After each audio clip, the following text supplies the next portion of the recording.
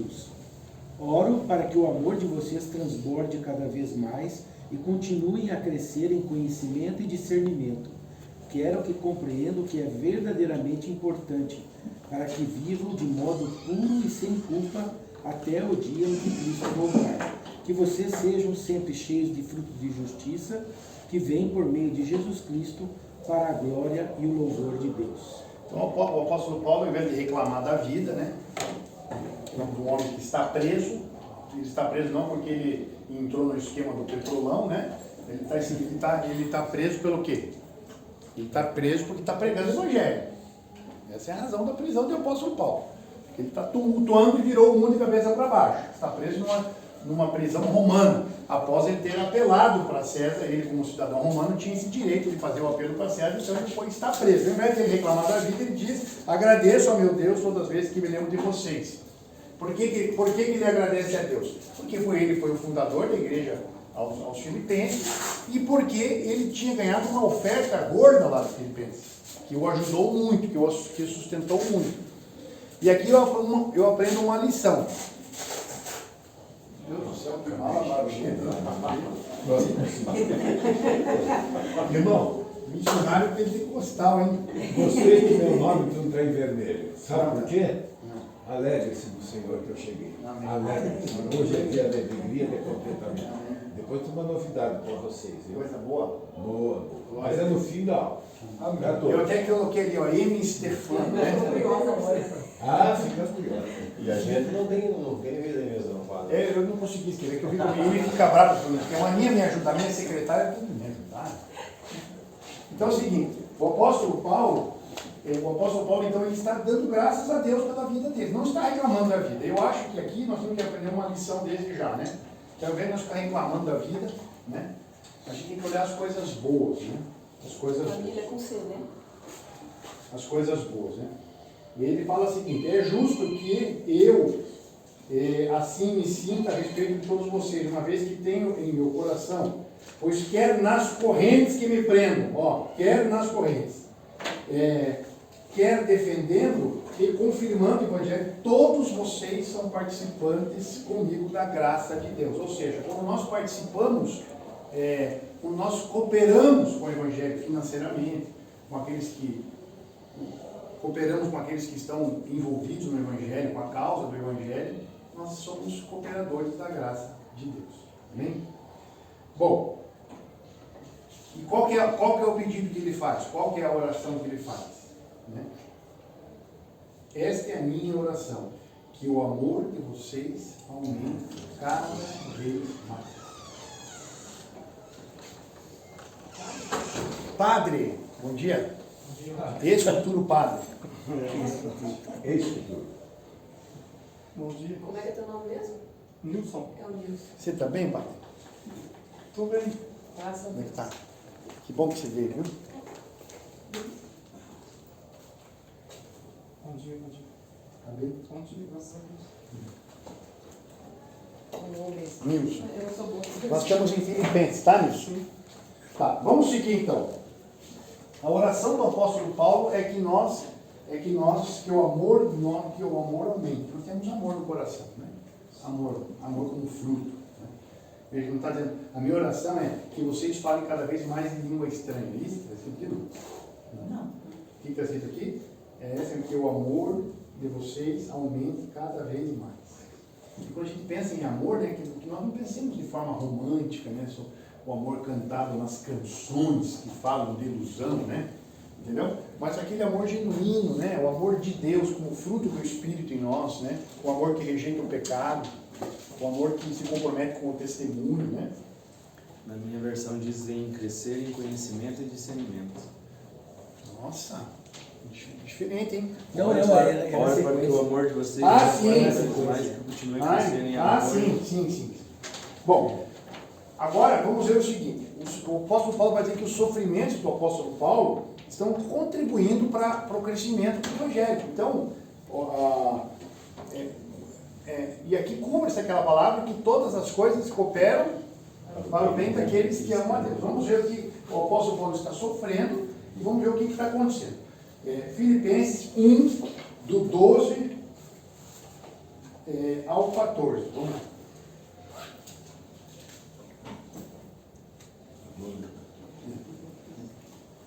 Quem vai ler? Posso ler? Por favor.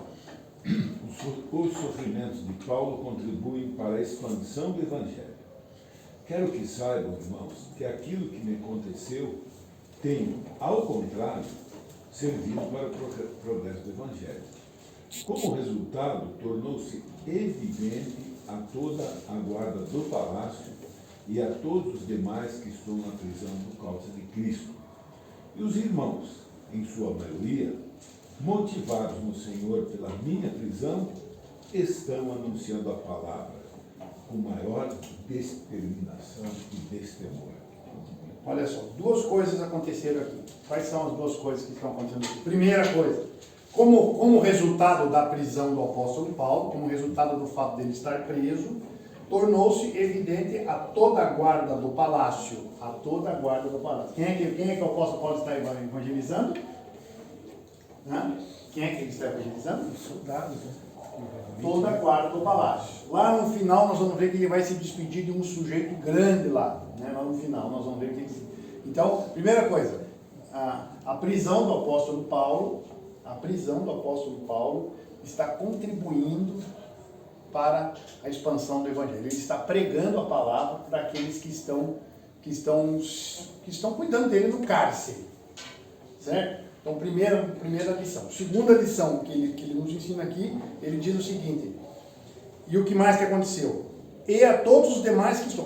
E os irmãos, verso 14, em sua maioria, motivados no Senhor pela minha prisão, estão anunciando a palavra com maior determinação e destemor. Então, o fato do apóstolo Paulo estar sendo preso e perseguido está motivando muitos outros o quê?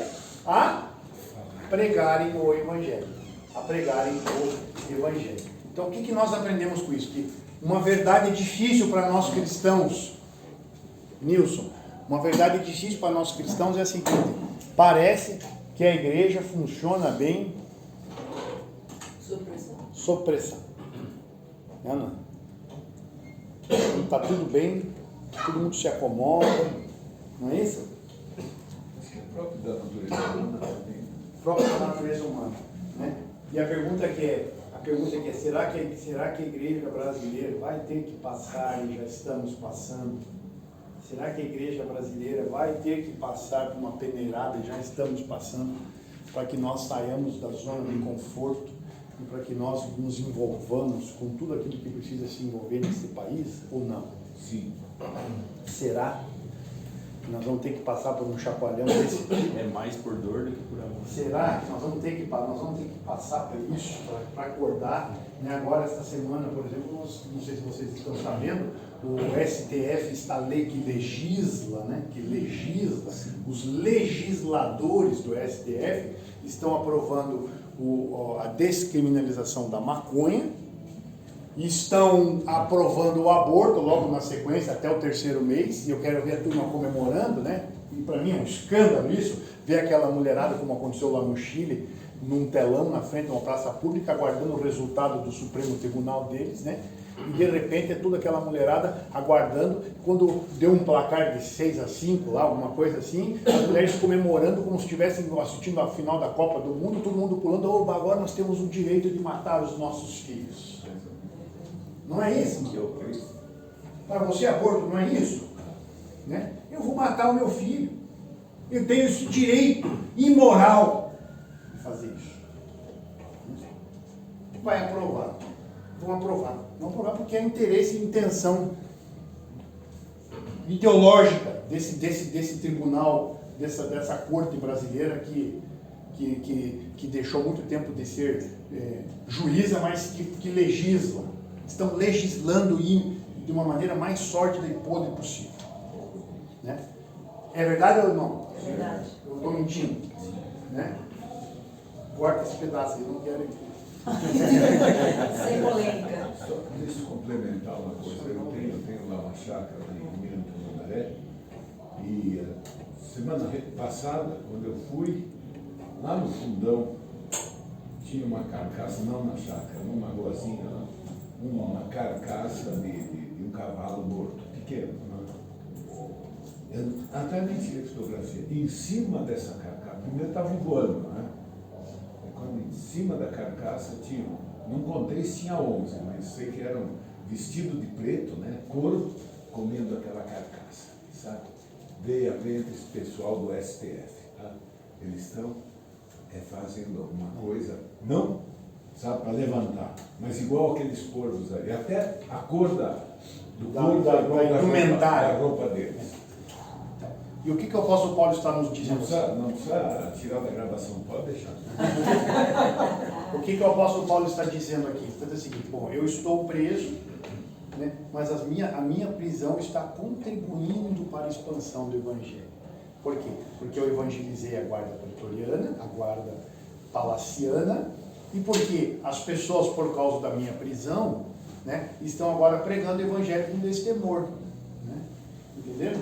Então, será que vai ser preciso o nosso pastor, Michel Piragini, quando ele se recusar a fazer um casamento que não existe, fazer uma cerimônia de casamento de gay, e ir preso para que a igreja volte, dobre o joelho e comece a orar e entender que nós estamos passando por uma luta, que nós vamos pregar o Evangelho, que é a única coisa que pode transformar a cabeça dessa gente, né? A cabeça dessa gente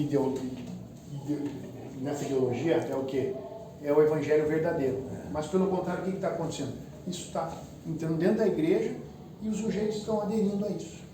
Não é triste? É só eu que vejo isso. Não. Né? Só eu quero ver agora os católicos, especialmente, que sempre foram contra o aborto, né? E devem ser, eu também, praticamente, essa é a minha posição pessoal, sou contra o aborto, porque fere a liberdade e a dignidade humana mais profunda, de um ser mais indefeso possível. Não é isso? Né? Eu quero ver agora se essa gente que apoiou, quem promove tudo isso, vai ter vergonha na cara e vai se arrepender. Né? Vai se arrepender e parar de apoiar isso. Enquanto tem mães aí que choram, então, doente, né, enfermo, que vai estar de filho, parente agora, não, uma prima que o filho está com câncer, daí tem 24 anos, é sem-casado, tem um filhinho, então assim, a família está desesperada, né, então assim, enquanto mães choram por não perder, né, o filho por uma enfermidade dessas, outras aí comemoram e estão aí nessa expectativa para ter esse direito de matar o Isso, próprio... porque estão usando isso como método, na verdade, intraconceptivo, matar o filho do outro. Uma das orações o nome dele é Vinícius. Nós vamos orar. Faz 24 anos, já está internado, o médico já está errado. Que Deus console a família, visite o Vinícius, especialmente.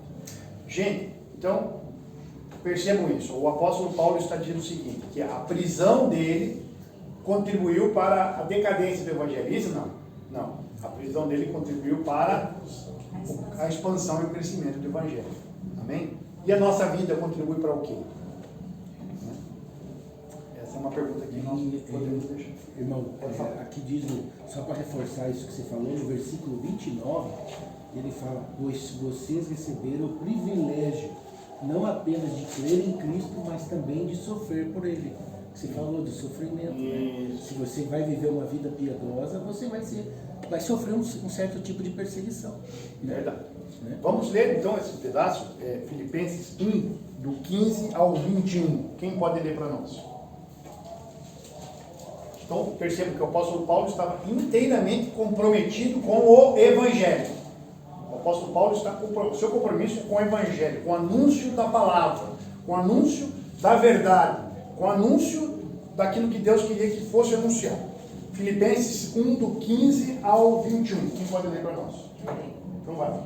É verdade que alguns pregam Cristo por inveja e rivalidade, mas outros o fazem de boa vontade. Estes o fazem por amor, sabendo que aqui me encontro para a defesa do Evangelho.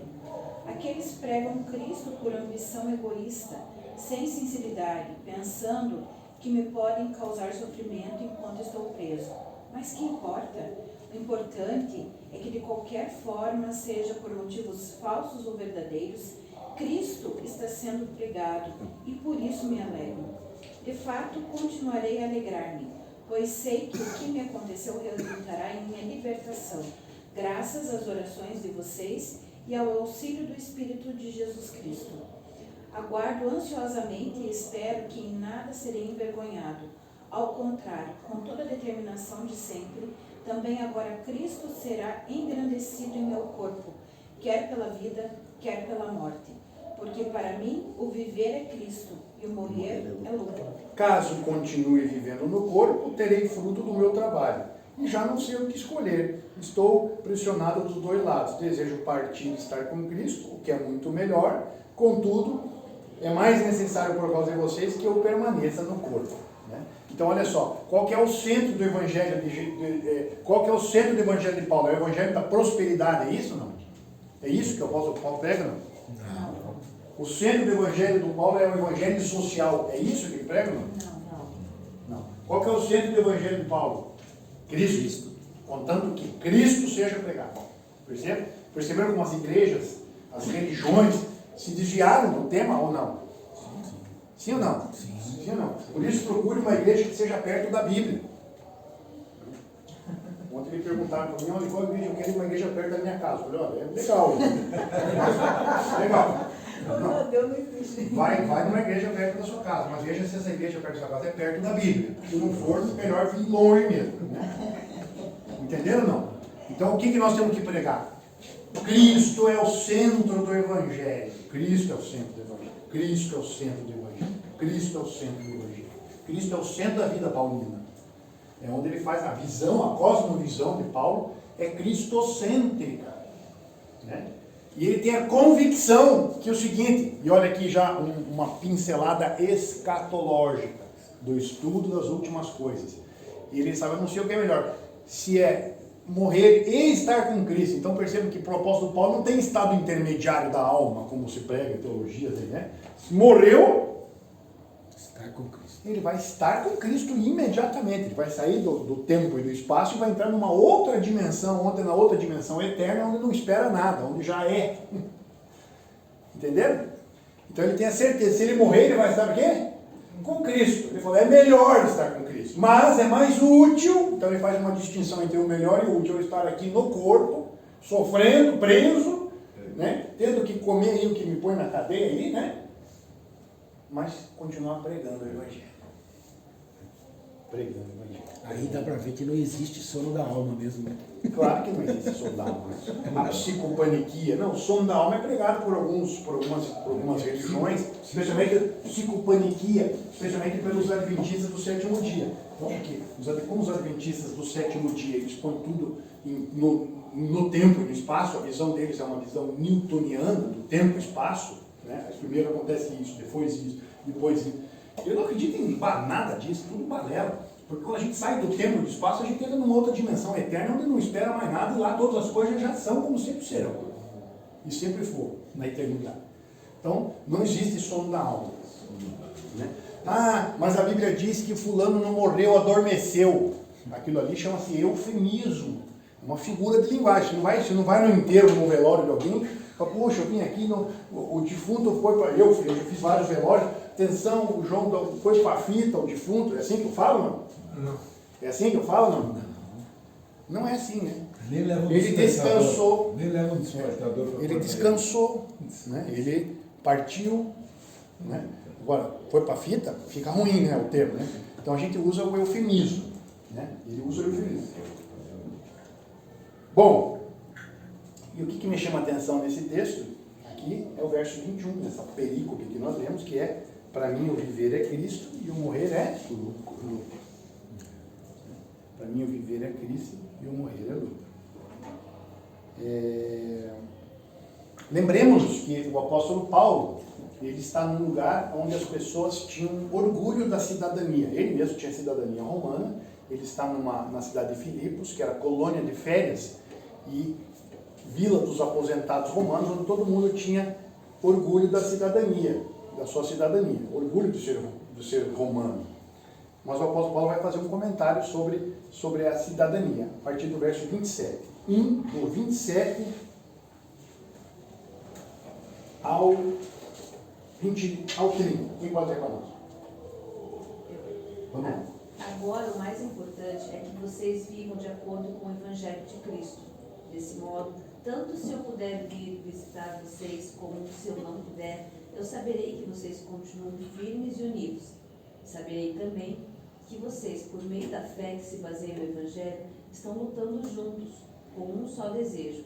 Não tenham medo dos seus inimigos. Sejam sempre corajosos, pois isso será uma prova para que eles serão derrotados e de que vocês serão vencedores. Porque é Deus quem dá a vitória a vocês, pois Ele tem dado a vocês o privilégio de servir a Cristo, não somente crendo nele, mas também sofrendo por Ele. Agora vocês podem tomar parte comigo na luta. Como vocês sabem, a luta que vocês viram que tive no passado é a mesma que ainda continua. Olha só, o apóstolo Paulo vai dizer o seguinte, acho que na tradução não apareceu, mas é assim, não importa o que aconteça, exerçam a sua cidadania de maneira digna do Evangelho de Cristo. Né?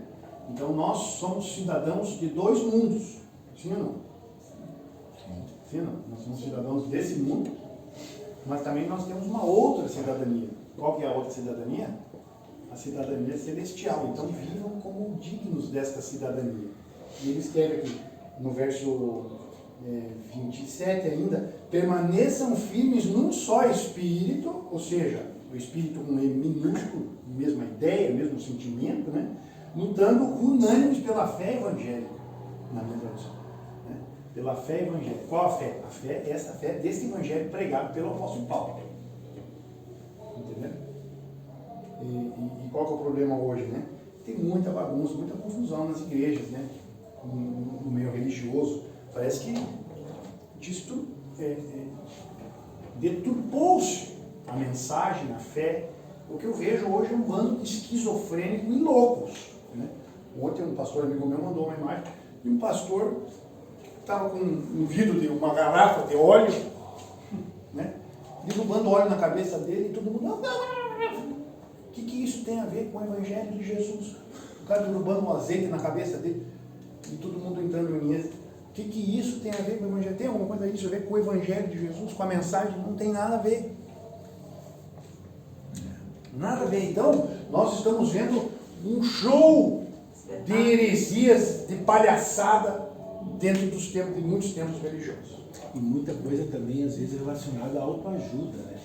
Eu vejo muita pregação de autoajuda, sim, sabe? De, tipo assim, você pode, você consegue, sim, você faz. Sim. Como se o ser humano é que fosse a essência. Isso. E o que nós precisamos no lugar da autoajuda? Eu, particularmente, mais do que autoajuda, eu preciso de... Ajuda do alto. Ajuda do alto. Ajuda do alto. Eu preciso de Deus, né? Amém? É o que nós precisamos. Você precisa de Deus. Nós precisamos de Deus na nossa vida. Né? Nós precisamos de Deus na nossa vida. Essa é a diferença. Deus e a sua palavra. Vamos para o capítulo 2. Bom, então aqui está um homem que está preso. Né? E agora ele vai nos ensinar algo fundamental para a vida cristã, essencial no caráter cristão. Essencial para o caráter cristão, que é a humildade. A palavra humildade vem de humus. Humus lembra o quê? Terra. Lembra de onde se veio, filho? Lembra que você não é nada. Né? Do pó nós vem, como diz Didi Mocó, né? E do pó nós vai. Didi Mocó, sorrisal, colesterol, Sal de fruta. mufumba com 2B. Né? Lembre-se que nós devemos ser o quê? Humildes. Então ele vai falar sobre a humildade. Eu vou pedir para que alguém lá do fundão, não sei se o Nilson pode ler para nós, Nilson? Tá. Filipenses capítulo 2, leia só até o 4 primeiro. Tá. A humildade cristã. Se por estarmos em Cristo nós temos alguma motivação, alguma exortação de amor, alguma comunhão do Espírito, alguma profunda afeição e compaixão, completem a minha alegria, tendo o mesmo modo de pensar, o mesmo amor, um só Espírito e uma só atitude. Nada façam por ambição egoísta ou por vaidade, mas humildemente considerem os outros superiores a si mesmo. Cada um cuide não somente dos seus interesses, mas também dos interesses dos outros. Olha só que interessante. Então, uma maneira de nós exercitarmos, Tatiana, a humildade é a gente não cuidar apenas do nosso interesse. A pessoa que não é humilde, ela é egocêntrica, ela coloca ela como centro. Umbigocêntrica. Ela só olha para o próprio umbigo. Né? Entendeu? E uma maneira de nós exercermos, então, a humildade é nós nos interessarmos e nos preocuparmos com o outro. Tanto que Jesus veio para servir, não para ser servido. Exatamente. Mas isso pode ser, isso deve ser alguma coisa que não pode ficar apenas no nosso intelecto, não pode ser apenas um conhecimento cognitivo, entende? Eu e você temos que praticar isso. Por isso que é importante que você pratique, que você se envolva com isso, em ajudar, entre algum ministério, vá servir sopa, vá atender o sujeito que está com problema jurídico voluntariamente, né? Ajude-os, se envolva com os outros, escute os outros. Não ponha você não é o centro do mundo, eu não sou o centro do mundo, né? Entendeu? Eu ia dizer que Adão olhou para o próprio umbigo, mas eu não sei se Adão tinha umbigo, hein? Isso é uma questão teológica, né? Será que Adão tinha umbigo? Considerando que o cordão umbilical, né? O umbigo é uma cicatriz do cordão umbilical. Mas Adão, sem umbigo, olhou para o próprio umbigo, né? Entendeu? Não entenderam, né? Mas o fato é o seguinte, que nós devemos ter humildade, devemos ser humildes. Esse é o desejo de Deus. Essa é a característica do crente. Né? O crente é uma pessoa humilde, disposta a servir, disposta a ajudar, disposta a servir. Aí que eu penso que todos nós somos missionários, sabe? Todos. Se somos cristãos autênticos, somos missionários. Porque está dentro dessa palavra, né? Cada um cuide não somente dos seus interesses, egoísmo, né? Mas também dos interesses dos outros. Sim. E a necessidade dos outros. Sim. Né? E esse é um tipo de Todos desenvolvimento. somos missionários. E com isso a gente devolve um tipo de inteligência, que é altruísmo, que é colocar-se no lugar dos outros. Quando você começa a ouvir a luta dos outros, você começa a colocar-se no lugar dos outros. Né? E as pessoas confundem muito também a humildade, né, de questão financeira e com essa humildade de servir. É bem diferente. Tem pessoas que não têm essa questão financeira e também não serve nada. Exatamente. Não, eu conheço gente pobre e arrogante. Muito. Exatamente. O cara é pobre, mas é arrogante, não tem humildade. Especialmente porque, a despeito de ser pobre, é o sujeito que eu preciso e não quer saber de Deus, não quer saber de Jesus, né? Entendeu? Então, não existe relação, bem colocado isso, não existe relação de posse financeira com humildade, não há relação. Humildade é outra coisa. É a capacidade de você se colocar no lugar dos outros, não se preocupar com o seu próprio interesse, você não ser o centro do mundo. Então, quem não é humilde é o centro das atenções, de tudo, né? Agora, o sujeito humilde, ele está preocupado com o outro, não consigo mesmo, né?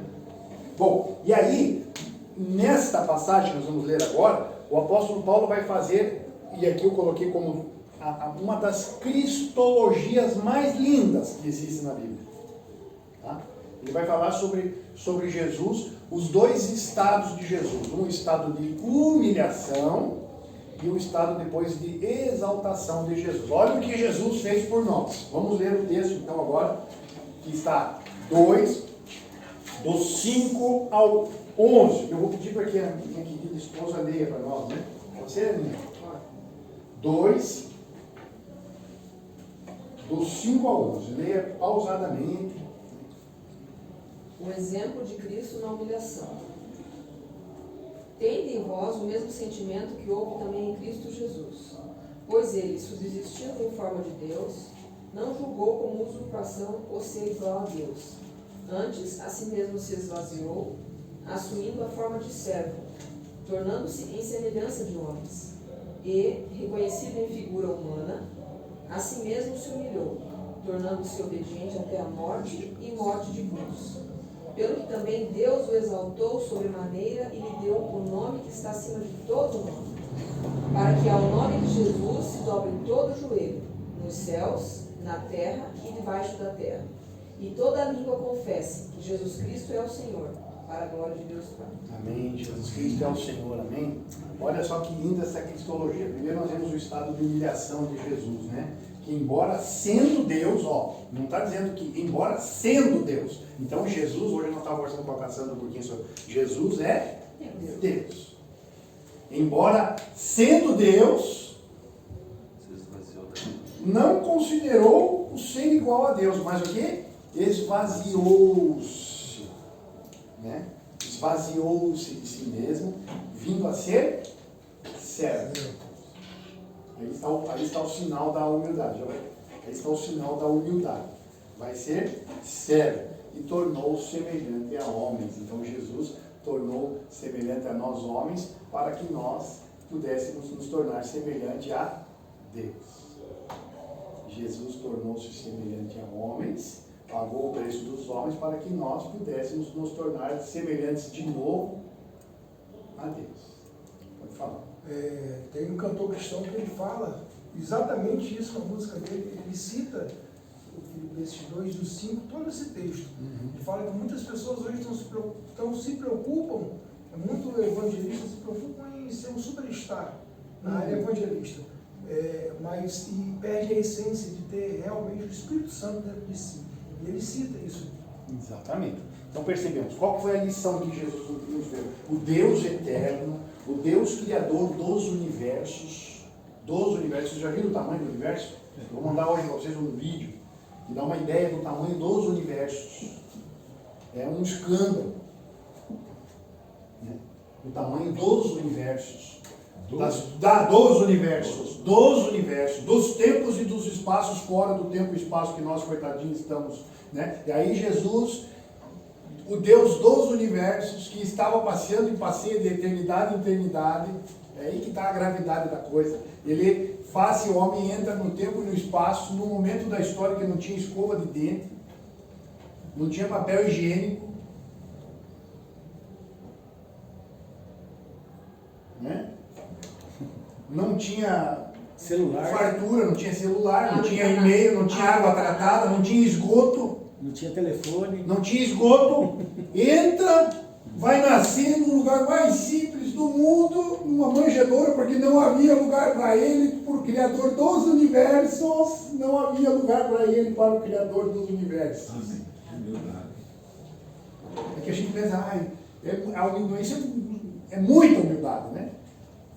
Vai nascer num lugar que não tinha lugar para ele, o Criador de todos os universos, ele podia escolher a galáxia que ele quisesse, não tinha lugar para ele. E aí ele vive humildemente e ainda vai morrer a morte, e não foi a morte por eutanásia, foi a morte das mais humilhantes possíveis. Meu Deus do céu. Meu Deus do céu. Para sentir todas as dores, né? Meu Deus do céu. Isso aqui, meu Deus do céu. Meu Deus. É um chacoalho isso aqui, não é? Nós entendemos a dimensão. Entrou no tempo e no espaço. E aí, senta, bebe vinho com seus amigos, come pico, come pãozinho, come mel, vai pescar com a turma. Meu Deus do céu, é muita grandeza. Por isso que eu sirvo a Deus. Amém. Não porque eu quero o favor de Deus. Claro que eu quero, mas não é por isso. Eu sirvo a Deus por quem Deus é. Deus humilde, né? Mas, aleluias, mas esse é o estado de humilhação. O estado de humilhação de Jesus, de esvaziar-se de si mesmo. E alguns podiam perguntar, Cassandra, nós estávamos conversando sobre a Trindade antes, né? Jesus deixou alguns atributos. É como, eu gosto de pensar num balão, sabe aqueles balões que voam, como é que chama? Zé, dirigível. Um balão, a gás, né? O balão está lá, ele tem todo o potencial de voar, né? Quando ele está cheio. Mas quando ele aterriza e esvazia o balão, né? Ele continua sendo balão, mas ele não está, ele esvaziou-se do seu potencial de voar. Eu tentei dar uma metáforazinha para a gente entender o gnosis, que é o esvaziar-se. Deus esvaziou-se e fez-se semelhante a homens. A minha você. Né? De tal maneira que a sua humanidade continua sendo presente no céu, porque há um só Deus e um só intercessor entre Deus e os homens, Jesus Cristo, homem, diz o texto. Né? Uma das perguntas que fizeram no concílio, que eu participei, do pastor Ricardo, foi: Jesus Cristo continua sendo homem ou não? Né? E balançou, né? Balançou, né? Eu tentando. Bom, mas o que Deus fez com ele? Por isso Deus o exaltou à mais alta posição agora. Esse é o estado de glória de Jesus, né? E lhe deu um nome que está em cima de todo nome, para que ao nome de Jesus se dobre todo o joelho, nos céus, na terra, em todas as dimensões, ele podia dizer aqui, né? O apóstolo Paulo dizendo de todas as dimensões, e toda língua confesse que Jesus Cristo é o Senhor, para a glória de Deus Pai. Então agora Jesus está no seu estado de glória. Amém? Amém. Glória, isso? Não, glória, que glória. Amém? Glória. Glória baixíssima. Glória contínua.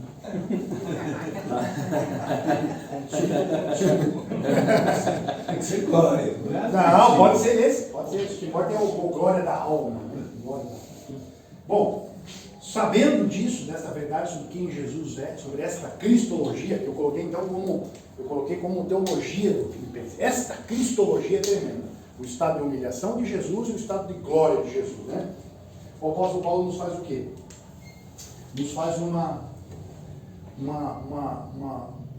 orientação, né? Vamos ler Filipenses 2, do 12 ao 13. Vamos lá.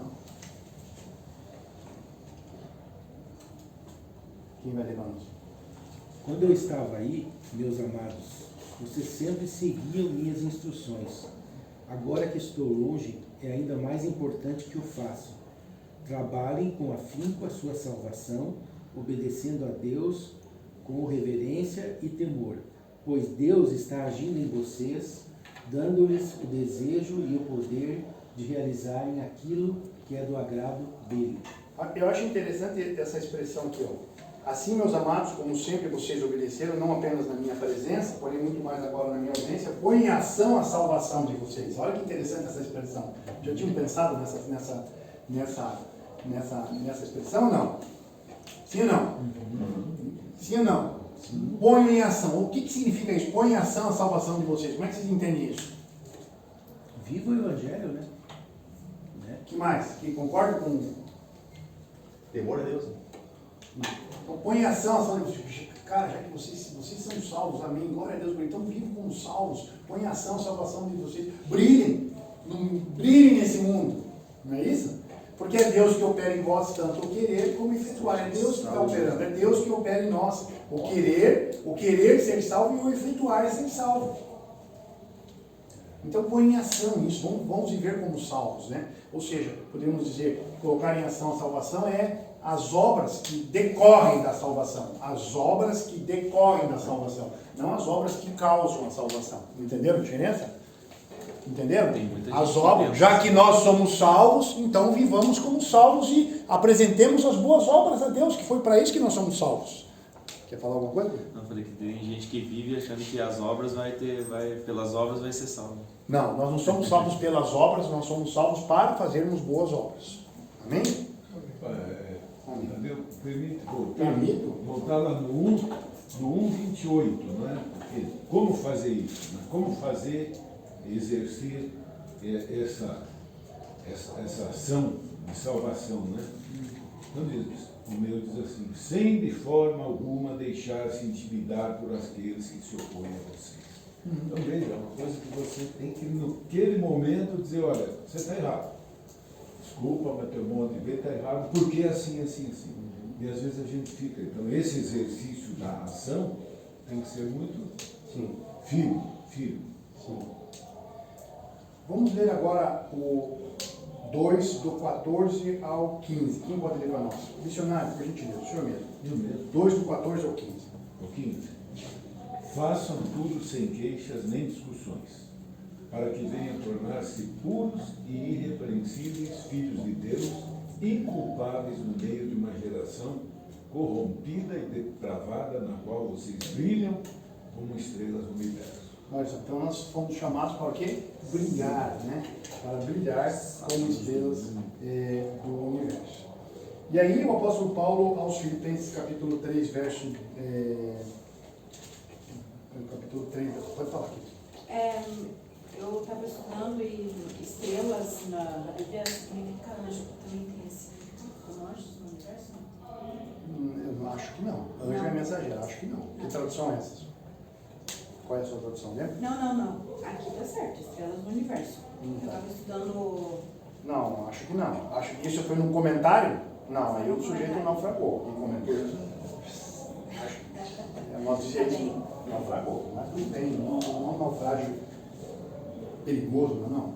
Estrela é uma coisa, anjo. Igual desses que foram procurar o Titanic. Esse naufragou.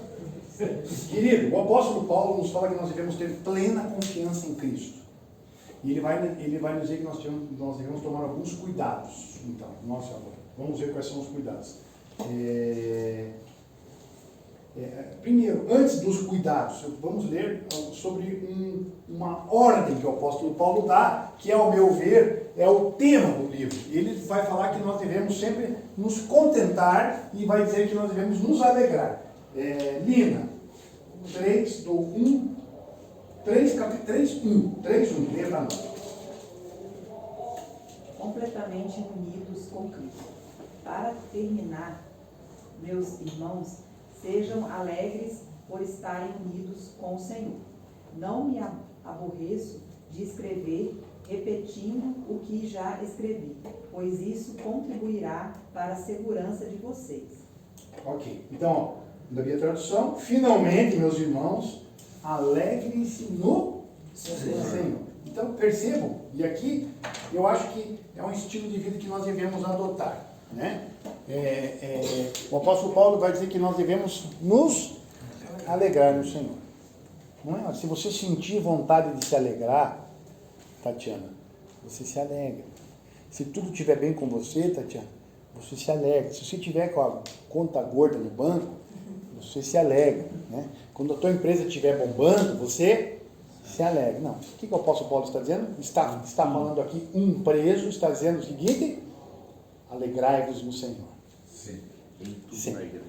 Então, essa é uma mensagem para nós hoje, para um mundo triste, um mundo caído, um mundo cada vez mais cobiçoso e avarento das coisas, de ter, de aparecer na internet, de mostrar uma vida que não vive, né? O apóstolo Paulo está dizendo que nós devemos nos alegrar. Eu queria desafiar você a entender o seguinte, que a alegria é também uma decisão. Eu decido ser alegre. Como é difícil viver com uma pessoa enferruscada, que nunca está bem nada. É ou não é? A Bíblia diz que a alegria formoseia o rosto, não é? Entendeu? O espírito alegre deixa a pessoa mais bonita, né? E chama mais alegria. Mais nova também. A pessoa fica mais nova. Fica mais renovada, né? Entendeu? Mostra os dentes, sorria, né? Entendeu? Posso fazer uma? Agora, quando eu vinha vindo, aqui na esquina da seta, eu parei atrás do motoqueiro. É diferente, motoqueiro e motociclista. O motoqueiro é que faz aquela entrada. Então, em cima daquela caixa dele, do motoqueiro, tinha a figura em cima, desse tamanho assim, do quarto dono sorrindo. Né? E do lado duas figurinhas ali, não deu para identificar quem. Aí eu olhei aquilo, fiquei alegre, entendeu? Deu uma buzinada. A primeira reação dele foi olhar para mim assim, meio com cara feia. Aí eu dei duas e falei assim, ai, saiu sorrindo. Então aquele pato dono dele ali, o cara estaciona na frente de muita gente, entende? E o cara tem enferruscado e diz, nossa, o pato dono está sorrindo, por que eu não sorrio também? Mas foi porque a alegria contagia, né? A alegria é contagiante, né? A alegria é algo contagiante. Então, nós devemos ser alegres, porque se nós fôssemos alegres no Senhor o suficiente, talvez não precisasse nem nós evangelizar, porque as pessoas queriam saber por que essa pessoa é tão alegre e feliz, né? Nós temos lá uma pessoa que nos serve como diarista, às vezes, lá na nossa casa, e ela é sempre alegre, sorrindo a despeito de problemas, o marido doente, sempre alegre, sorrindo, é uma pessoa agradável que eu quero ter, né? Às vezes a gente nem precisa da diarista, mas manda ela vir. Manda ela vir, tão alegre. Quer orar por todos na saída? Exato, que é uma pessoa alegre. Uma pessoa alegre. Então eu quero desafiar você a aprender com o apóstolo Paulo o seguinte: decida ser alegre. Né? Como é que o Pato Dono diria? Não é? Né? Decida ser alegre. Decida ser uma pessoa alegre. Sabe? Porque porque olha, se for para ser crente como muitos aí, meu Deus do céu, eu não quero ser crente. Entendeu? É melhor não ser crente. Cara, o cara vive enfurruscado, vive infeliz, vive triste. Isso é evangelho, isso é crente. Né? E o apóstolo Paulo diz assim: alegrai-vos no Senhor. Lembremos que o Senhor é a nossa fonte de alegria. Né? O Senhor que fez os universos e veio ao nosso encontro, Ele é a nossa alegria. Então, decida ser alegre. Decida, porque acho que todo mundo já viu aquela charge do sujeito que está andando dentro do ônibus, né? De um lado tem um paredão, né? E do outro lado tem uma natureza linda, né? Então você vai olhar para que lado na tua vida, né? Para o paredão, ou você vai olhar para as coisas boas? Porque tem muitas coisas boas na vida, e com as quais você pode se alegrar, com as quais Deus nos presenteou, né? A luz do sol, o ar que nós respiramos, as plantas, né? Jesus vai dizer assim: olhai os passarinhos, né? Nós perdemos a sensibilidade e a capacidade de contemplar o belo, por isso estamos doentes. A percepção das coisas. Exato. Então, mas decida ser alegre. Né? Olha que quem está escrevendo aqui está preso. Está preso. Tá? Então, ele fala, alegrar. Então, e me parece que é um mandamento apostólico, porque está no imperativo afirmativo do subjuntivo. Alegrai-vos. Me parece, para mim, eu entendo como um mandamento isso. Né? Então decida ser alegre. Né? A Bíblia sempre alegre-se com a mulher da sua mocidade. Né? Alegria, eu decido ser alegre, eu decido ver as coisas boas do mundo, eu decido ver as coisas boas da vida, eu decido olhar para Deus. Ou você olha para Deus e vê Deus, ou você vai ver o diabo em tudo. Como algumas igrejas pregam, o diabo. Eu falei, cara, eu não estou nem aí com o diabo, né? O diabo que eu carrego, né? Não é isso? Tem gente que tem igreja que eu vejo o diabo tem que bloquear aqui. Tinha uma onda aí do evangelho que tinha que passar óleo ungido na parede, tinha que, olha, agora você não pode comprar roupa da C&A, mas eu só posso comprar da C&A. Né? Entenderam? Também? Gente, um bando de pirado, de maluco. Eu decido ser alegre no Senhor, porque o Senhor é quem me fortalece. Amém? Entendeu? É Deus quem me fortalece.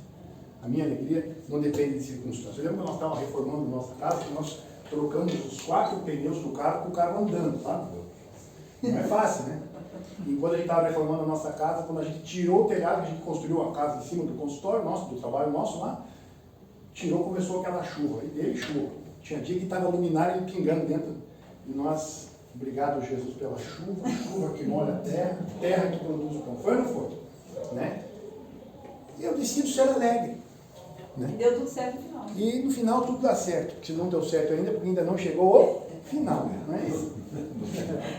Por isso que a gente tem que cuidar, né, Tadeu, com o que a gente assiste na TV. Por exemplo, a TV virou uma mina de notícia para tirar a sua alegria. Bem colocado. Eu hoje eu consigo... Meu Deus, isso não vem de ti. Não vem de ti isso aí. Olha, Ronei, você, não vou dizer que você caiu do céu, porque quem caiu do céu nós sabemos quem foi, né? Mas olha, essa tua palavra foi abençoadora para nós. Exatamente. Já que eu decido ser alegre, então eu não vou me contaminar com as coisas que entristecem, só notícia ruim. O sujeito só acorda vendo noticiário entenderam? De tragédia, de morte, só notícia ruim, né? Entenderam? Então eu decido ser alegre. Eu decido ser alegre. Deixa eu olhar para a palavra de Deus, vou olhar para as coisas boas dessa vida. Amém? E aí, o apóstolo Paulo vai dizer, fazer uma declaração do verso 2, 3, ele vai dizer, cuidado com aquilo que nos rouba a alegria, então. Tá? 3, do 2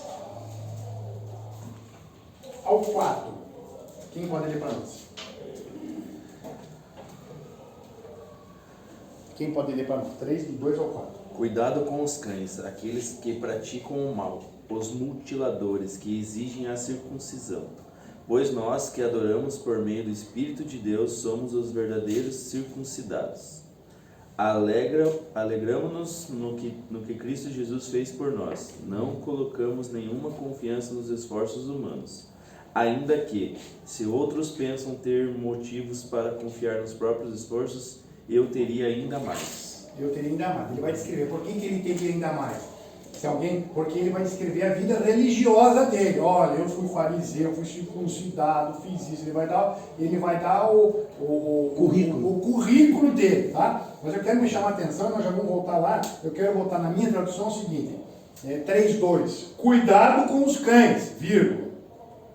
Cuidado com esses que praticam o mal, vírgula. E cuidado com a falsa circuncisão. Então ele está dizendo assim: cuidado com os cães. Cuidado com os maus obreiros, talvez numa outra tradução, alguém tem isso? Cuidado com os maus obreiros e cuidado. Quem são os cães que ele fala? Postei lá no grupo, né? Quem são os cães? Cachorro literal aqui ou não? Não. Agora, aqui no meu tá assim, ó. Cuidado com os que fazem coisas más. Esses cachorros que insistem em cortar o corpo. Tá. O meu tá assim. É que a tua tradução não é tradução, é uma transliterou. Ele transliterou. Então presta atenção, que eu vou te ajudar. Cuidado com os cães, é um tipo de gente. Cuidado com os que praticam o mal, outro tipo de gente. E cuidado com os da falsa circuncisão. Quem são os que querem cortar o corpo? Ele está se referindo àqueles que ainda pregam a circuncisão. Lembra que a circuncisão é cortar o prepúcio do homem? Lembra disso? Tá? Então, cuidado com os que querem cortar o corpo, com aqueles que pregam a circuncisão. Cuidado com aqueles que querem pregar religião para você, querem pregar circuncisão para você, que querem fazer com que você volte para ser cristão, você precisa ser judeu de novo. É isso que ele está dizendo. Entenderam isso, não? Ficou claro isso? Então, cuidado com os cães. É um tipo de gente. Quem são os cães? Na minha opinião, cães são os mercenários. Porque o cão não cuida do rebanho. O pastor que cuida do rebanho. O cão, quando o pastor sai, ele pode atacar as ovelhas. Lembremos-nos que os judeus tratavam os gentis como cães. Lembra aquela passagem em que está a mulher Ciro Fenícia e Jesus está pregando o evangelho, ele está ali com os judeus, e aí ele fala assim, fala dos cachorrinhos, lembra? Também lembra essa passagem? Ele vai na mesa, né? Isso, lembra essa passagem? Na verdade, Jesus estava comunicando com aquele sujeito ali, dizendo: eu vim para vocês, mas vocês não querem, então eu vou dar para os gentios. Tá? Então, quem são os cães? Agora que eu percebi que está calor aqui dentro, né? Quem são os cães? Quem são os cães? Os cães são o apóstolo Paulo está preso. Ele é o verdadeiro pastor daquele grupo, mas ele está preso. Né? Aí os cães são os mercenários, os líderes mercenários. Aliás, os cães modernos e contemporâneos são essa gente que deturpam e atrapalham a expansão do evangelho. Essa turma que fica pedindo dinheiro. Estão mais interessados que na lã das ovelhas do que nas ovelhas. Tá? São aqueles que estão interessados mais na lã das ovelhas do que nas ovelhas. Cuidado com os homens maus, os obreiros maus. E cuidado com aqueles que querem mutilar o corpo. Cuidado com aqueles da circuncisão. Aqueles que querem pregar e querem dizer para você o seguinte: que para que você seja crente, você precisa isso, precisa voltar a ser judeu. Entenderam isso? Então esses são os ladrões. Os falsos pregadores são os ladrões da nossa alegria. Aqueles que querem impor querem impor fardo religioso sobre você. Ô Tadeu, essa coisa igual você falou, o negócio de ungir parede, não sei o que, isso aí é fardo religioso também. Fardo religioso. Fardo religioso. Imagina se eu tiver que ungir o parede, eu vou viver gastando meu óleo lá. Imagine que eu vou perder meu tempo com isso. Entenderam? Então, a falsa religião, isso rouba a alegria. Imagina se você tem que viver assim, bloqueando o Satanás. Agora põe aqui, agora, você não vai ali, você fica louco. E criou-se no meio evangélico brasileiro um bando de esquizofrênico, louco e doente. A igreja brasileira está doente. Aquilo que se chama igreja brasileira está absolutamente doente. Doente. Tá? Eu lembro quando eu fazia seminário, eu tive que fazer um trabalho sobre duas religiões. E para mim caiu o Espiritismo e caiu a Universal do Reino de Deus. Vou dizer nome porque eu não tenho problema com o que aconteceu, foi factual. Né? E eu, como bom brasileiro, deixei para a última semana. Falei, terça eu vou numa, quinta eu vou noutra. Terça-feira eu fui na Universal. Eu cheguei lá, tinha uma imagem de um carrão, desses carros de 400 mil, numa telão. Você pode ter isso, pode ter aquilo. E o cara pedindo dinheiro na cara dura. Eu saí de lá envergonhado. Meu Deus do céu. Isso aconteceu comigo, gente. Quinta-feira eu fui no centro espírita. Cheguei lá, fui educadamente recebido, botaram numa poltrona, me ofereceram uma aguinha. Você tomou? Pedi mais uma. E aí, chegou a hora da mulher palestrar, chegou uma mulher palestrar, educadamente ela subiu ao púlpito, a mulher que foi palestrar, ela abriu o texto, não podemos servir a dois senhores, a Deus e a Mamon. Quem falou a mulher? A mulher. Eu falei, aqui no centro espírita, Pois é. está melhor do que no universo. Aconteceu comigo numa semana. Deus permitiu que eu vivesse isso. Não estou mentindo, estou falando a verdade, não estou contando história, estou falando a verdade. No final, se quer um passo, eu falei, não, muito obrigado. Muito obrigado. Fui educadamente despedido. Pensei, o evangelho no Brasil está doente. Está doente. Então, quem são os cães? Esta gente que quer os cães, cuidado dos cães, de pessoas que querem a tua lã. Ela não quer o teu crescimento, que você pense sozinha, que você seja feliz, que você tenha um relacionamento pessoal com Jesus. Elas querem a tua lã, elas querem que tu se coma na mão deles. Tipo assim, bem, se você não vier para o culto, você vai para o inferno. Se você não vier participar da semana das 7, não sei o que lá, você está lascado. Entenderam? Vem aqui, pega o óleo ungido, tem que vir na igreja, senão você vai para o inferno. É esse tipo de coisa. E não é isso que o Evangelho diz. O Evangelho não prega religião para nós. O Evangelho prega a liberdade em Jesus e a alegria em Jesus. Aleluia. A alegria de pertencer a Jesus. Né? Tadeu, ele reforça isso aí no versículo 18, né? Desse mesmo capítulo. Então leia para nós. Ele diz assim, pois como lhes disse muitas vezes, e eu digo novamente com lágrima nos olhos, há muitos cuja conduta mostra que são, na verdade, inimigos da cruz de Cristo. Estão rumando para a destruição. O Deus deles é o seu próprio apetite, vangloriam-se de coisas vergonhosas e pensam apenas na vida terrena. Né?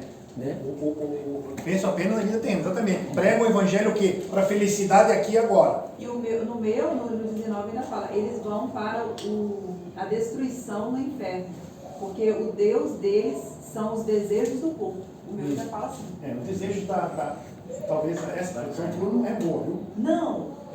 Qual que é essa? Aqui. Mas fala tão bem dessa Bíblia. Assim, eu não entendo bem ela, assim.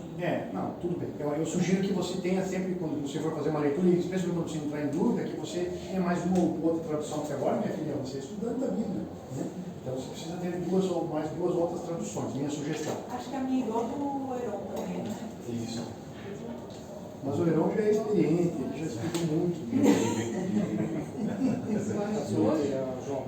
São humildes em som eterno. Assim, então, olha só. Então, o que rouba a nossa felicidade? Olha, então, o que rouba a nossa felicidade? Cuidado com os cães, com os mercenários, cuidado com os que praticam o mal, gente maldosa que está liderando a igreja, que querem o mal, não querem o teu bem. Né? E cuidados com os da falsa circuncisão, com os da turma que quer que você vire judeu, que você siga a lei, para que você seja, entendeu? Nós não estamos mais debaixo da lei, né? E aí, no verso 3, ele diz assim, no verso 3 ele diz, pois nós os que somos, nós somos a circuncisão, porque a circuncisão não é mais a circuncisão física, mas a circuncisão do coração, né? Entendeu? É espiritual. Nós que adoramos pelo Espírito de Deus, né? Ó a trindade aqui, que nos gloriamos em Cristo Jesus, né? E não temos confiança alguma na carne. O que é confiança alguma na carne? Nós não temos confiança na carne. O que ele está dizendo? Nas nossas próprias obras. Nós não temos confiança na minha obra. Eu tenho certeza de uma coisa. Eu não mereço ir para o céu. Eu, Tadeu, não mereço ir para o céu. Não confio na minha própria obra. Eu não confio, não acredito em mim. Mas é coisa que eu tenho certeza que eu vou para o céu. Por causa da obra de Jesus. Amém? Amém. Entenderam isso? Eu não confio na obra, na minha religião, que eu posso fazer qualquer coisa religiosamente para conquistar alguma coisa, algum favor de Deus. O favor de Deus já foi me conquistado na cruz do Calvário por intermédio de Jesus Cristo e foi suficiente. Suficiente. E ele diz assim, embora eu mesmo tivesse razões para a confiança. Né? Quais são as razões? Eu vou ler para vocês. Filipenses 3,7. Mas o que para mim era lucro, 3,5. Se alguém pensa ter razões de confiar na carne, ou seja, nas suas próprias obras, eu ainda mais. Eu fui circuncidado no 8º dia, pertencido ao povo de Israel, da tribo de Benjamim, verdadeiro hebreu, quanto à lei fariseu, quanto ao zelo perseguidor da igreja, quanto à justiça que é na lei, irrepreensível. Mas o que para mim era lucro, passei a considerar como perda por causa de Cristo. Né? E mais na frente ele vai dizer assim, eu considero todas essas minhas obras na carne como esterco. Está escrito isso ou não? Está escrito isso não? Não? Está escrito? Vamos ver? Na minha diz menos que lixo. Aqui, na minha tradução, ó. Lê para nós na sua tradução 3,8. Heron, 3,8 lê. E não somente essas coisas, mas considera tudo uma completa perda, comparado com aquilo que tem muito mais valor. Isto é, conhecer completamente Cristo Jesus, o meu Senhor. Eu joguei tudo fora como se fosse lixo, a fim de poder ganhar a Cristo. Olha só, na minha tradução. Mais do que isso, considero tudo como perda. O que ele considera tudo como perda? Tudo que ele fez, fariseu, tudo a religiosidade dele. Né? Comparando com a suprema grandeza do conhecimento de Cristo Jesus. Veja que nós vamos conhecer a Jesus. Meu Senhor, por quem perdi todas as coisas. Eu as considero como esterco. Na minha tradução. Tem uma tradução assim, não? Né? Eu os considero como esterco para poder ganhar. Né? Se nós fôssemos numa outra linguagem, ele podia usar outra palavra aqui, né? Ou de galinha. Outra palavra podia dizer. Então, o que ele está dizendo? O que vocês entenderam com isso? O que ele está dizendo? Que todas as outras não valem nada, somente Cristo. Toda religiosidade não vale Toda a nada. religiosidade dele, tudo que ele fez, todo o zelo dele não vou dizer a palavra, né? Perto do conhecimento. Ele falou, foi a apóstolo Paulo, como conhecimento. E o importante que é conhecer a Jesus. Então o que você precisa? O que é pregar o Evangelho? Fazer com que as pessoas conheçam a Jesus. Pregar o Evangelho é levar a turma para a minha religião, para a minha igreja. Pregar o Evangelho é fazer com que as pessoas achem que vivam, com que as pessoas tenham os mesmos hábitos e costumes que eu, é isso? Não. Pregar o Evangelho é fazer com que as pessoas conheçam a Jesus. Entenderam? Pregar o Evangelho é fazer com que as pessoas conheçam a Jesus. Amém? Vai ter uma opção para mim que... Esse livro, essa carta de Filipenses, ele não tem uma sequência lógica. O apóstolo Paulo faz vários ensaios, por isso é uma carta difícil de expor para você, porque são vários assuntos que o apóstolo Paulo vai dizendo. Ele não está exortando a igreja, ele não está brigando com a igreja, ele está tendo vários insights teológicos, entenderam? Por isso é uma carta um pouquinho difícil de expor, né? Bom, aí o apóstolo Paulo, ele vai nos dizer uma verdade que é o norte da sua vida. Filipenses, a minha lê para nós, 3, do 12 ao 14. Filipenses 3, do 12 ao 14. A soberana vocação. Não que eu o tenha já recebido ou tenha já obtido a perfeição, mas prossigo para conquistar aquilo, o que também foi conquistado por Cristo Jesus. Irmãos, quanto a mim... 3:13.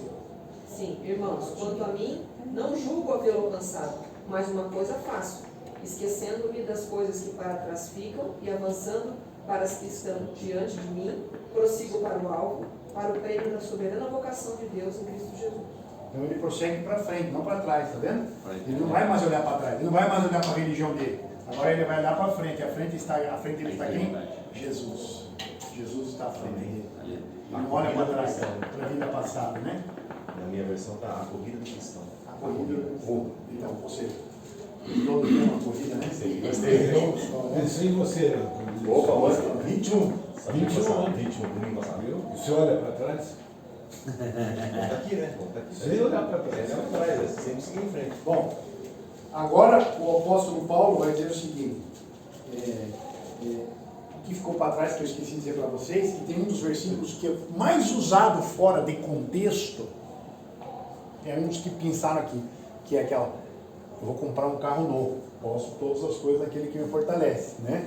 Vou comprar uma casa nova, posso todas as coisas daquele que me fortalece. Já viram isso, né? Vou conseguir um emprego novo, posso todas as coisas. Eu acho que um dos versículos mais usados fora de contexto é esse que é pensado daqui do apóstolo Paulo, que ele diz assim, ó, estou preso sem passar fome e sem passar fartura, sem estar preso, sem estar livre, sem passar dificuldade, sem passar bênçãos. Posso todas as coisas daquele que me fortalece. Ou seja, o apóstolo Paulo não está vinculado às suas circunstâncias, né? Mas a sua alegria está na dependência de Deus. Tá? Bom, ele vai terminar a carta dele, vamos para o capítulo 4, nós temos apenas 10 minutos, vamos para o apóstolo 4, ele vai terminar a carta dizendo o seguinte, alguns conselhos pastorais e práticos para nós. 4 e 5, quem vai ler para nós? Não, 4 primeiro, só 4. Tatiana, lê para nós, 4. Alegrem-se sempre no Senhor. Novamente direi, alegrem-se. Alegre-se. Só filho. Só 4 primeiro. Tatiana, alegre-se sempre no Senhor. Novamente direi, alegre-se. É um estilo de vida para nós, né, cristãos? Ser pessoas alegres. De novo, alegre-se no Senhor, alegre-se. Tatiana, alegre-se no Senhor. Amém? Amém. Alessandro, Camila não leu nada hoje, né? Fica escondida aí. Estou esperando. Né? Camila, 4, 5, por favor. Seja a amabilidade de vocês conhecida por todos. Perto está o Senhor. Ó, sejam amáveis com todos. Então tratem as pessoas com respeito. Aliás, o nosso caráter é visto da maneira como nós tratamos as pessoas, né? Especialmente as pessoas que não podem lhe dar nada em troca. Né? Na minha diz, lembre-se de que o Senhor virá em breve. Meu Deus do céu. A minha diz, que todos vejam que vocês são amáveis em tudo que fazem. Lembre-se de que o Senhor virá em breve. Ó, perto está o Senhor. Perto está o Senhor. Eu achava que esse perto, às vezes quando eu lia, era perto no sentido de estar perto de mim, mas não é isso. Perto é no sentido de que ele vai vir. Eu não sei, isso é uma controvérsia sobre a tradução, porque há controvérsia sobre isso. Nós temos que fazer uma exegese do texto. Né? Vira logo. Na tradução dele, sim. Mas, de qualquer maneira, Deus está perto de nós, não está? Deus está em nós, né? Deus está perto de nós. Você já percebeu isso, que Deus está perto de você? Não? Aliás, como você percebe Deus na tua vida? Em tudo. Nossa, essa é uma pergunta. A grande dúvida que eu tinha é essa. Né? Eu acho que essa tradução, perto não no sentido. Porque, veja, quando Paulo escreveu isso, né, há 1900 e poucos anos atrás, ele escreveu breve Jesus virá. E esse breve, eu falei, pô, mas ele falou, depois falaram, depois 1000 pastores me falaram, breve virá, e até hoje não chegou ainda. Né? Claro, eu acredito que ele virá, mas o estar perto de nós é muito mais, sabe? Isso. Mais próximo, mais. Se não se pensar literalmente. Mas para o apóstolo Paulo, Jesus já voltou, não? Para ele já. Para Luísa, o breve no tempo dele já chegou. O breve para nós Exatamente. Não, o breve está aí. Eu tenho 50. Quantos eu vou ter mais? Mais 30, 40? Eu estou mais breve ainda, viu? Então. Graças a Deus. Está chegando. Já estou perto. Né, compadre Antônio Carlos? Está quieto hoje aí? Você está breve? Está perto do Senhor ou está longe? Eu estou perto. Olha o cabelo branco dele. Bom, depois o apóstolo Paulo vai nos lembrar de uma verdade tremenda aqui no final da carta. Qual que é a verdade? Eu e você, nós dois, nós estamos condenados ao pensamento. Nós existimos, logo pensamos. Cogito ergo sum, né? Penso, logo existo. O que eu quero dizer com isso? Que ninguém existe sem ter pensamentos na cabeça. E ninguém pode dizer assim, eu vou deixar minha cabeça vazia, não vou pensar nada. Ou a gente pensa coisas boas, ou a gente pensa coisas más. Se nós não ocuparmos a nossa mente com bons pensamentos, o que vai acontecer? Se nós não ocuparmos a nossa mente, o nosso tempo com bons pensamentos, o que vai acontecer? Maus pensamentos. Exatamente, os maus pensamentos vão tomar conta, né? Os maus pensamentos, né? Cabeça, se tem uma coisa que não está na Bíblia que podia estar, é cabeça vazia, oficina do diabo. Não está na Bíblia, mas podia estar, né? Não é isso?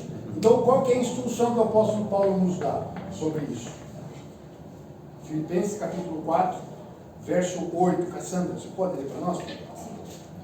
Finalmente, irmãos, tudo que for verdadeiro, tudo que for nobre, tudo que for correto, tudo que for puro, tudo que for amável, tudo que for de boa fama, se houver algo de excelente ou digno de louvor, pensem nessas coisas. Eu gostei disso. Gostou? Você postou no grupo, é verdade. Obrigado, Cassandra, pela postagem. Olha só, então o que o apóstolo Paulo está dizendo? Isso aqui é uma maneira da gente curar, inclusive, as pessoas doentes, né, da alma, né? As pessoas se ocupam com muita coisa ruim. A gente fica vendo porcaria na internet, fica vendo porcaria na televisão, nos filmes, fica com más conversações, vai adoecer a alma, vai adoecer a mente e a alma. Então o que o apóstolo Paulo fala assim? Finalmente, irmãos, tudo que for honesto, tudo que for bom, tudo que for justo, tudo que for de boa fama, nisso pensai. Nós precisamos ocupar a nossa mente com coisas boas. Né? Uma boa leitura, um bom livro, boas companhias, boas risadas, né?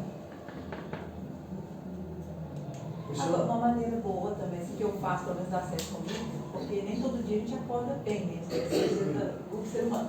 Eu já ponho um louvor, daqui a pouco eu estou com outro ar. Isso. Então você está ocupando a sua mente com coisas boas. Por que existem pessoas doentes? Porque elas estão se ocupando de coisas más. Então isso, inclusive, em gabinete pastoral e aconselhamento, a gente pode perceber isso, né? Você percebe isso. A pessoa é doente porque ela está o dia inteiro vendo filme de terror. Me fale o seu dia a dia. Não, de manhã eu acordo e assisto Exorcista. Às 10h30 eu vejo a notícia do Xandão falando com tanto amor para o Brasil, né? Às 11h30 eu vejo a Barbie. Às 2 da tarde, cara, você vai adoecer. Às 6 eu assisto da T. Você vai adoecer. Vai adoecer. E o apóstolo Paulo está dizendo assim: no mais, irmãos, tudo que é honesto, tudo que é justo, tem tanta coisa boa com as quais nós podemos ocupar a nossa mente, né? No mais, tudo que é honesto, tudo que é justo, tudo que é de boa fama, nisso pensai, né? Eu penso na minha esposa muitas vezes. Hoje ele está amoroso, ele está que está hoje. E ela está meio sonolenta aqui, eu preciso. O que você preparou para ele comer, viu? E no final, o apóstolo Paulo diz 4:9, ele diz: põe em prática tudo que vocês aprenderam, receberam e ouviram de mim. Então o apóstolo Paulo é o nosso modelo, não esses caras que estão aí falando essas bobagens, né? Então a gente tem que colocar as práticas religiosas que os caras fazem, né, à luz. Como é que Paulo faz? O que Paulo diria disso? Diria que esse cara é louco. Não passa no crivo paulino, né? Se você for ver o que acontece nas igrejas por aí, bando de louco. Olha, adoecendo a mente das pessoas. Adoecendo a mente. Então, fiquemos com os ensinamentos apostólicos, né? E ele diz: se nós então colocarmos em prática, continua no verso 9, e o Deus da paz estará com vocês, né? O Deus da paz estará com vocês. Eu quero ver aqui, ó, no final, lembre-se.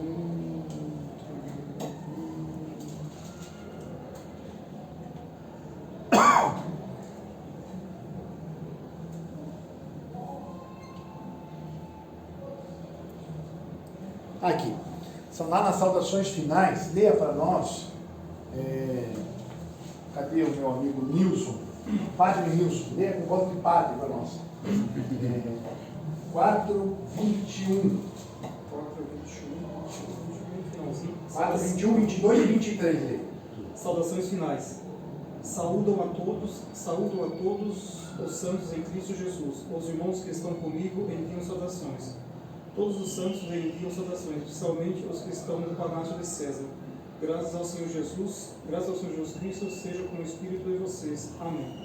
Olha só. A graça do Senhor Jesus Cristo seja com vocês. Amém. Graça. Essa não foi voz de padre, né? Padre, a graça do Senhor Jesus Cristo. A graça do Senhor Isso, Jesus Cristo aí. seja com todos vós. Exato. A igreja aqui. Vamos salvar de palmas pro padre. Que estranho isso aqui.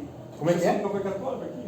As pessoas dizem, então, mas só você? Todo mundo foi católico. Então, todo mundo foi católico, todo mundo conhece essas saudações aqui. Então, não, mas o que me chama a atenção é o seguinte, ó, todos os santos lhe enviam saudações, especialmente os que estão onde? No palácio. No Palácio de César. Ou seja, ele tinha irmão no Palácio de César. Quem é que ganhou o Palácio de César para Jesus? O preso Paulo. Aleluia. Isso é triunfo do Evangelho. Ele está preso, mas o Evangelho não está preso. A mensagem não está presa. Ou seja, palácio, os que estão no Palácio de César. Qual que era o desejo de Paulo? Qual que era a visão de fé e confiança do apóstolo Paulo e o sucesso do Paulo? Que ele queria pregar o Evangelho em todo mundo. Né? E onde é que ele chegou com o Evangelho? No Palácio de César, no centro do mundo, no topo do mundo, né? Isso dá uma mensagem tremenda, né? Se nós olharmos então todo o contexto, vemos que ele está preso, que ele começa dizendo que ele está preso, ele começa dizendo que as prisões não estão sendo maléfica, mas benéfica para o progresso do Evangelho, lembra disso? E a prova final é que os irmãos, ele tem irmãos dentro do Palácio de César que está enviando saudações lá para a turma que está em Filipos. Triunfo do Evangelho. Amém? O Evangelho vai triunfar. O Evangelho é triunfante desde que nós conheçamos e compreendamos a verdadeira mensagem do Evangelho de Jesus. O Evangelho puro e simples. Leia esse livro, o Evangelho genuíno de Jesus. O Evangelho que não está manchado com religião e com loucura dos homens, mas o Evangelho que é a loucura de Deus para nós, através da encarnação de Jesus, que humilhou-se a si mesmo, e agora está exaltado para todos sempre. Amém. Que horas são? 10h33. Passei 3 minutos, peço perdão. Vamos orar por essa pessoa que o Vinícius. Aqui pode trazer pode levar para casa, né? Pode. Quem mais não ficou sem o teste de dons aqui? O Stefano ali, ó. Teste dos dons, quer? Vou deixar um para a família que eu acho que. Ele aqui também. Não só. Quem trouxe? Faz cópia daí para o secretário da sua família. Ele pediu o secretário, vocês vão entender. O celular aqui. Eu não posso parecer que não o Xandão vê isso aí, vai entender. Então você percebe o Xandão. Tá bem? Vamos orar então. Não, Vinícius. Vamos orar. Senhor Deus e Pai, em nome de Jesus, obrigado pela tua carta escrita pelo apóstolo Paulo, à igreja de Filipos, uma carta fantástica, Jesus. Obrigado que o Senhor nos deixou, nós pudemos lê-la, nós possamos vivê-la, Pai, dar-nos alegria, Pai. Nós queremos nos alegrar no Senhor. O Senhor é a nossa alegria, Jesus, por aquilo que o Senhor fez e pelo aquilo que o Senhor é. O Senhor é a nossa alegria e a nossa força vem de Ti, Pai. Que possamos crescer no conhecimento de Jesus, na graça e no amor, que possamos, ó Deus, sermos a cada dia mais impactados pela Tua palavra. Pai, coloca esta classe diante do Senhor. Te peço que o Senhor faça com que essa classe cresça em número e em conhecimento do Senhor, em nome de Jesus. Te pedimos, ó Deus, pela vida do Vinícius, que está enfermo, Pai. Tenha misericórdia dele, da família, visita, que o Senhor afofe o leito dele, que ele possa ser visitado pelo Senhor, que ele possa ser tocado pelo Senhor, que ele possa ser curado. Os médicos tratam, mas o Senhor que cura, Pai. Mas acima de tudo, Pai, que ele tenha agora a segurança da alma limpa e lavada pelo Senhor. Fica conosco nesse dia e obrigado por tudo em nome de Jesus. Amém. Deus abençoe. Semana que... espera um pouquinho, o missionário Stefano queria dizer qualquer coisa, eu esqueci. Me perdão.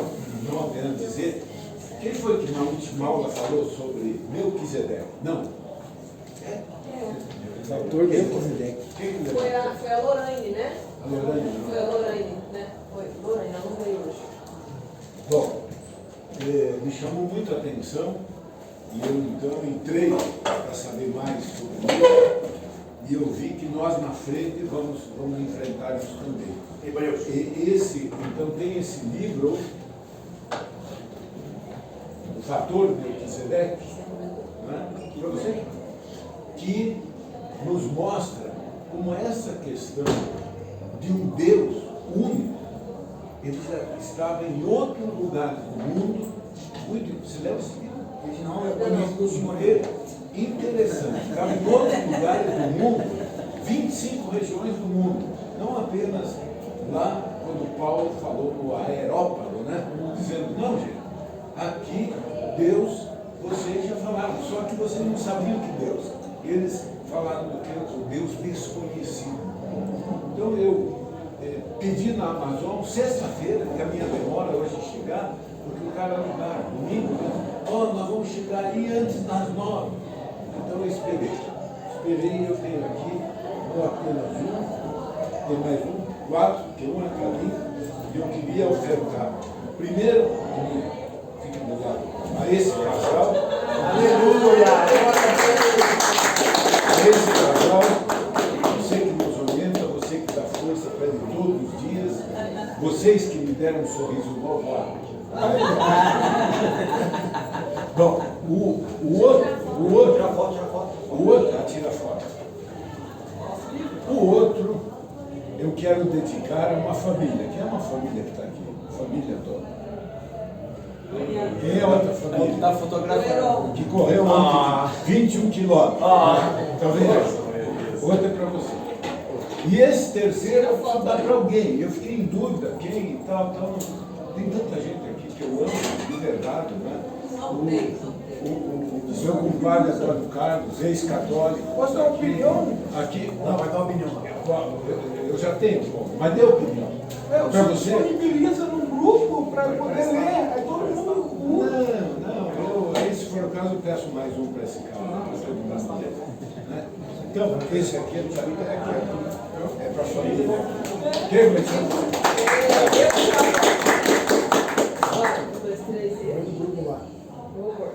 Bom, e esse terceiro, para quem, não vamos, passado é passado, né?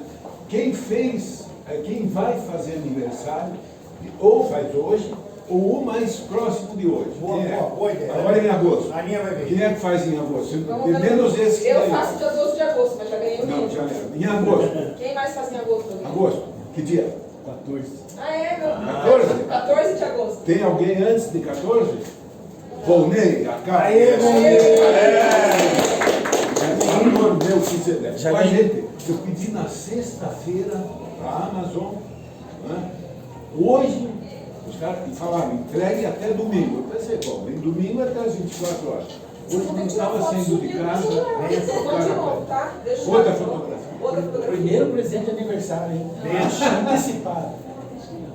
Aí, agora apareceu. Vamos fazer mais uma. Vamos agradecer a Deus Eu pela quero só vida pedir. do missionário Quero Stefano. pedir para a família do Heron vir de novo e sumiu a foto, por favor. Sumiu a foto, venha de novo aqui.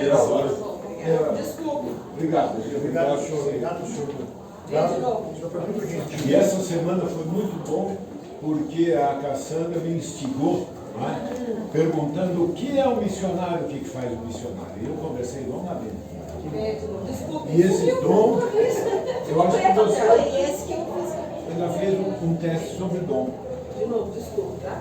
Agora eu vou pegar. Vou até tirar duas para não sumir. Aí. Beleza. Um bom domingo. Tem mais uma oração pela gentileza do missionário Stefano, né? Amém. As bênçãos, né, pra gente. Que Deus Um dia o padre para rezar. Tá bom. Que Deus continue os olhos para nós. Agradeça a Deus. Senhor, meu Deus, meu Pai, em nome de Jesus, Senhor, agradeço mais uma vez pela vida do missionário, pela grandeza dele, por nos ajudar a nos apresentar com a tua presença, Senhor, com o Espírito que ele tem. Agradecer, Pai, cada dia coloca mais conhecimento, mais capacidade no coração dele, que ele possa nos ajudar cada dia mais. Que assim seja. Em nome de Jesus. Amém. Amém. Quem sabe, eu estou para fechar um grande negócio aí. Eu vou dar um livro de Melquisedeque para cada um. Amém. Deus abençoe. Semana que vem, Filipenses. Semana que vem, o que é? Colossenses. Bom domingo a todos.